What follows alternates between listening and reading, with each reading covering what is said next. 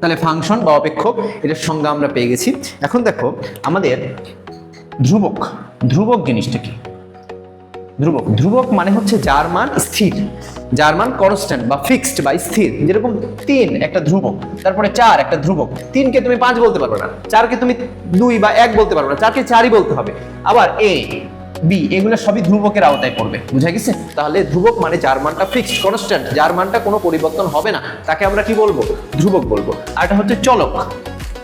চলক, চলক হচ্ছে যার মানটা পরিবর্তনশীল। যেরকম সাপোজ যে তুমি এক্স নিলা, এক্স এর মান 1 হতে পারে, 2 হতে পারে, 3 হতে পারে, 4 হতে পারে। আবার ওয়াই নিলা, তারপর জেড নিলা, এগুলো সবই কি চলকের মতো ন্যায় আচরণ করবে। এক্স এর মান 1 2 3 4 5 6 -1 2 3 4 এগুলো যে কোনো কিছু হতে পারে। ওয়াই এর মানটা ঠিক সেম ভাবে, জেড এর মানটা ঠিক সেম ভাবে। তার মানে কি ধ্রুবক চলক। এই চলক জিনিসটা হচ্ছে যার মানটা পরিবর্তনশীল, হরদম পরিবর্তন হয়, তাকে আমরা কি বলবো? চলক।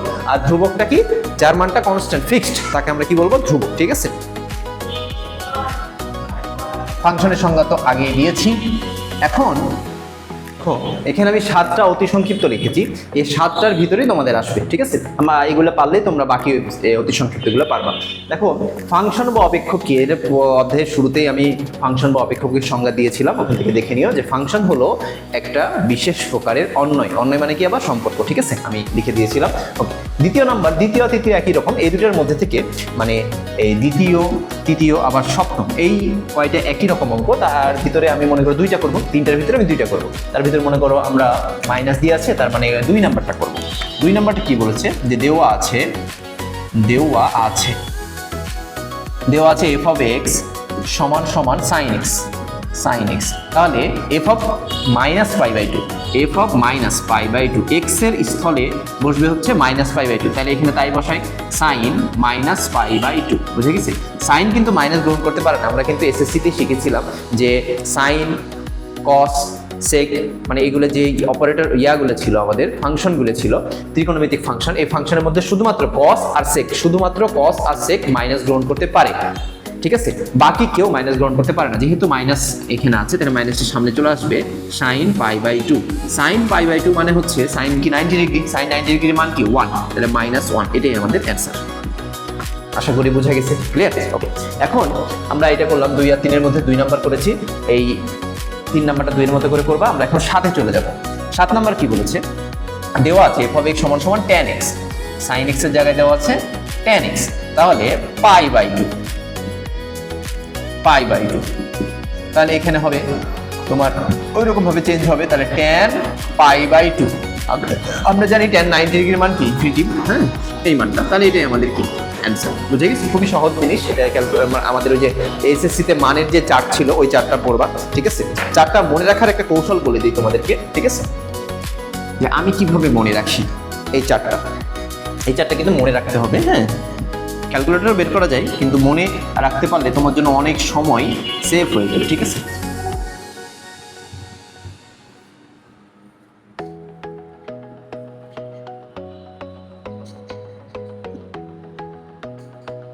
জিরো ডিগ্রি ছিল, 30 ডিগ্রি ছিল, তারপরে কত 60 ছিল, সরি 45, তারপরে 60, তারপর ছিল 90। ঠিক না?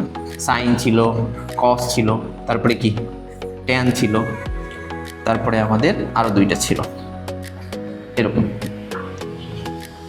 তাহলে এই হলো মানের আমরা চার্ট। এই চার্ট অনুযায়ী আমরা দেখবো। তাহলে সাইন, তারপরে এখানে ছিল কস, তারপরে ছিল ট্যান, তারপরে ছিল তোমার সেক, কট দেখি কট, তারপর সেক, তারপর হলো কসেক, এগুলো আমাদের ছিল। তাহলে দেখো sin 0 ডিগ্রির মান 0, একটা চার্ট মুখস্থ করো, মানে একটা মানটা মুখস্থ করো, বাকিগুলো সবগুলোতে একই রকম বসাই দেবে। 0 ডিগ্রির মান 0, 30 ডিগ্রির মান হাফ, 45 এর মান 1/√2, 60 ডিগ্রির মান হচ্ছে √3/2, আর 90 ডিগ্রির মান হচ্ছে 1। ক্লিয়ার? এখন দেখো যে cos উল্টা ভাবে সাজাবো। তাহলে সাইনকে উল্টা ভাবে সাজাবো, √3/2, তারপরে হচ্ছে 1/√2, তারপরে হচ্ছে হাফ, তারপরে হচ্ছে 0। ক্লিয়ার? এখন ট্যান হচ্ছে সাইন বাই কস।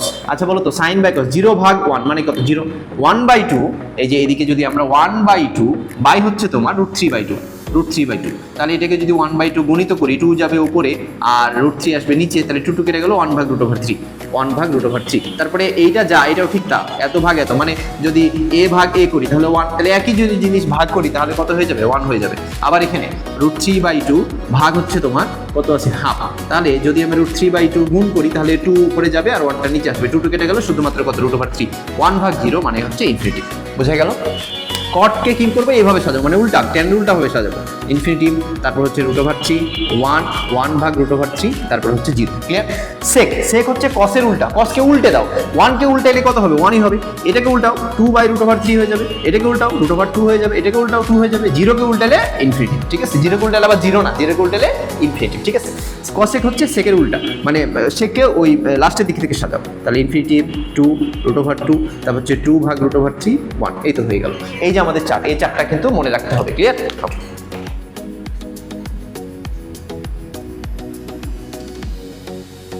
তাহলে আমাদের এই যে ব্লু কালার এইগুলো দেওয়া, এগুলো হয়ে গেছে আমাদের। এখন দেখো ফাংশনটাও তো আগে সংজ্ঞা দিয়ে ফেলেছি।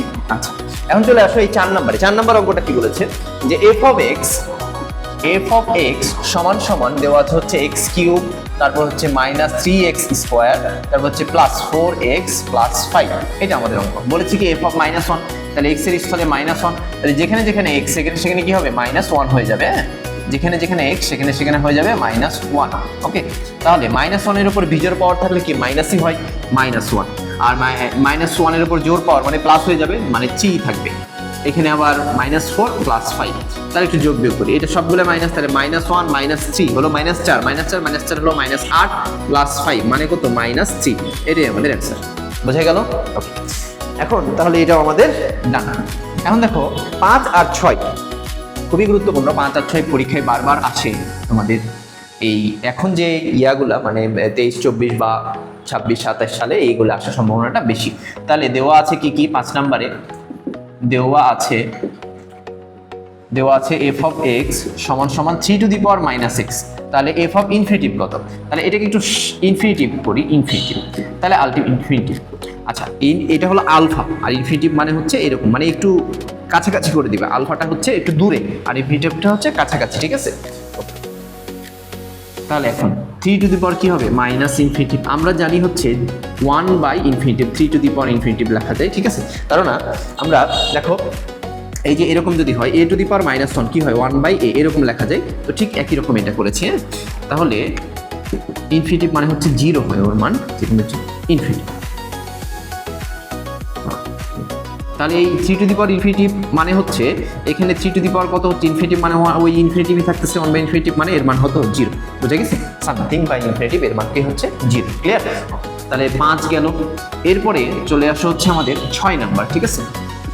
6 নাম্বার বলেছে কি, f of x সমান সমান দেওয়া আছে হচ্ছে a⁻−x, f of 0, তাহলে 0 বসাবো, তাহলে a⁻−0, তাহলে আলটিমেটলি 1/a⁻0।